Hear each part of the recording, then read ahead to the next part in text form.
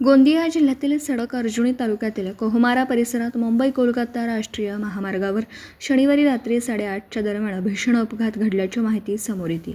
नागपूरहून रायपूरकडे जात असलेला ट्रक क्रमांक GJ03BY 7718 याला मागून येणाऱ्या ट्रक क्रमांक CG07DD 8841ने जोरदार धडक दिली. अपघात इतका भीषण होता की पहिल्या ट्रकचा चालक स्टिअरिंगमध्ये अडकून सुमारे 2 तास फसून राहिला.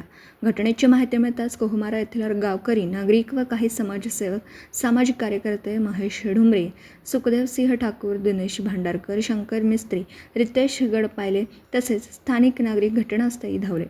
घटनेची माहिती पोलिसांना दिली. सर्वांनी मिळून मोठ्या प्रयत्नांनी चालकाला बाहेर काढण्याचा प्रयत्न केला. मात्र 2 तासांच्या अथक प्रयत्नांनंतर चालकाला बाहेर काढण्यात यश आलं, तरी त्याचा दुर्दैवी मृत्यू झाल्याचं स्पष्ट झालं. त्यामुळे परिसरात खळबळ होत आहे. मिळालेल्या माहितीनुसार अपघातानंतर महामार्गावर तातडीची मदत वेळेत न मिळाल्यामुळे चालकाचा मृत्यू झाल्याची चर्चा सुरू आहे. मृतदेह बाहेर काढल्यानंतर ग्रामीण रुग्णालय सडक अर्जुनी येथे पाठवण्यात आला आहे. या प्रकरणी पुढील चौकशी डुग्गीपार पोलीस करीत असून मृत चालकाची ओळख पटलेली नव्हती. गोंदियाहून प्रतिनिधी अमरदीप बडगे.